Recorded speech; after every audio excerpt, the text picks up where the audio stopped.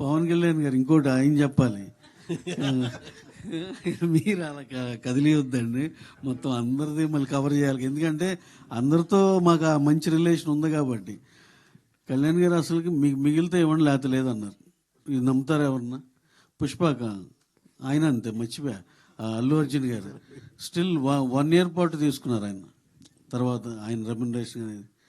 So అందరూ చాలా కైండ్గా ఉన్నారండి మా వరకు నేను చూసిన ఇది. సో మీరు అడిగిందని ఎవరండి? అయ్యా.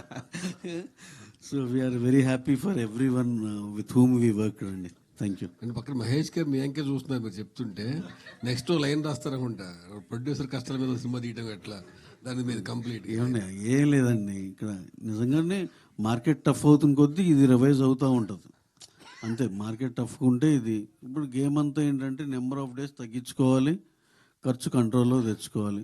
నెమ్మదిగా అందరూ దీనికి ఆ సిస్టమ్కి అలవాటు పడుతున్నారు, అందరూ అటు వస్తున్నారు. ఎవరన్నా ఒకళ్ళిద్దరు రానోళ్ళు ఉంటే వాళ్ళకి ఈ పరిస్థితులన్నీ చెప్పినాక డెఫినెట్గా they will all come under this fold అంతే.